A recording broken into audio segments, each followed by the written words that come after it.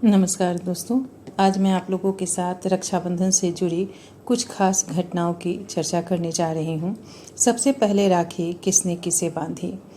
तो रक्षाबंधन से जुड़ी हुई जो 5 ऐतिहासिक घटनाएं हैं उन्हें हम आज याद करते हैं और एक आध्यात्मिक घटना उसकी भी चर्चा करेंगे।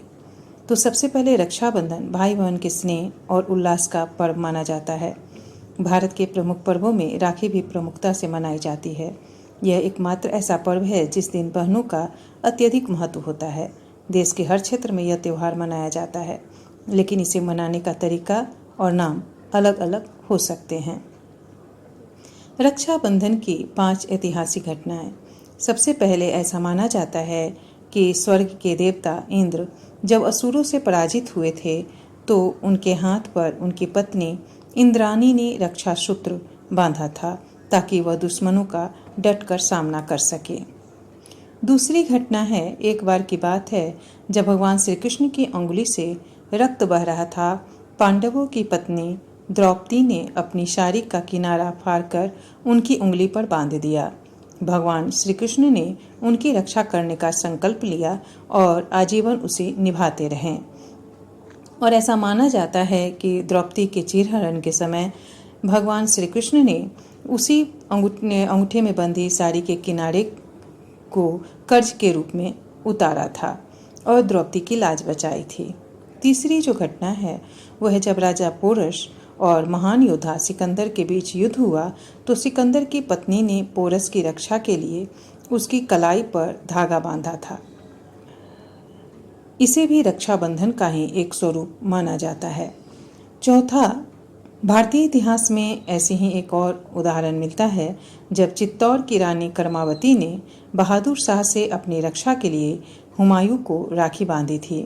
हुमायूं इसकी रक्षा की पूरी कोशिश करता है लेकिन दुश्मनों के बढ़ते कदम को रोक नहीं पाता है और अंततः रानी कर्मावती जौहर व्रत धारण कर लेती है। आधुनिक इतिहास में भी इसका एक उदाहरण मिलता है जब नोबेल पुरस्कार विजेता रविंद्रनाथ टैगोर ने बंगाल विभाजन के बाद हिंदुओं और मुसलमानों से एकजुट होने का आग्रह किया था और दोनों समुदायों से एक दूसरे की कलाई पर रक्षा सूत्र बांधने का निवेदन किया था।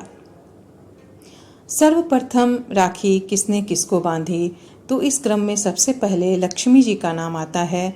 लक्ष्मी जी ने सर्वप्रथम राखी बांधी थी राजा बलि को और तभी से यह परंपरा शुरू हुई थी।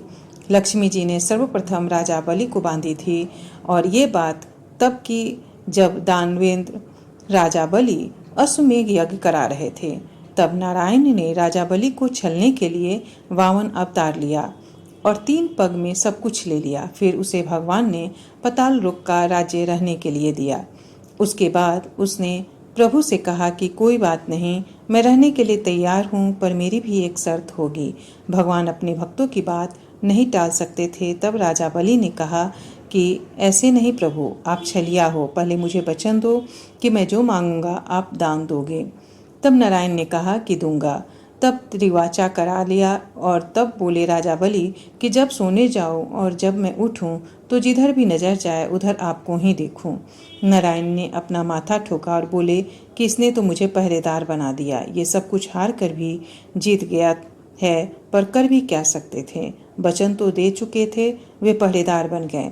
ऐसा होते होते काफी समय बीत गया। उधर वैकुंठ में लक्ष्मी जी को चिंता होने लगी। नारायण के बिना उधर नारद जी का आना हुआ। तब लक्ष्मी जी ने कहा कि नारद जी, आप तो तीनों लोकों में घूमते हैं, क्या नारायण जी को कहीं देखा है आपने? तब नारद जी बोले कि वे पताल लोक में राजा बलि के पहरेदार बने हुए हैं।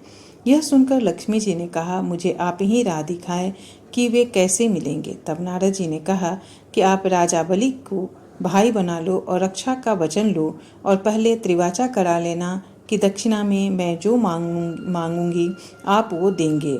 दक्षिणा में अपने नारायण को मांग लेना। तब लक्ष्मी जी सुंदर स्त्री के वेश में रोते हुए राजा बलि के पास पहुंची। वाली ने कहा कि क्यों रो रही हैं आप? तब लक्ष्मी जी बोली, मेरा कोई भाई नहीं है, इसीलिए मैं दुखी हूँ। यह सुनकर वाली बोले कि तुम मेरी धर्म बहन बन जाओ। तब लक्ष्मी जी ने पहले उनसे वचन लिया कि मैं जो भी मांगूंगी आप मुझे वो देंगे। तब राजा बलि ने कहा कि तुम मेरी धर्म बहन हो, तुम जो भी मांगोगी मैं तुम्हें वो अवश्य दूंगा। तब लक्ष्मी जी ने कहा कि आप मुझे जिसे पहरेदार बनाया है मुझे वो चाहिए। जब ये मांगा तो बलि अपना माथा पीटने लगे और सोचा कि धन्य हो माता, पति आए सब कुछ ले गए और ये महारानियां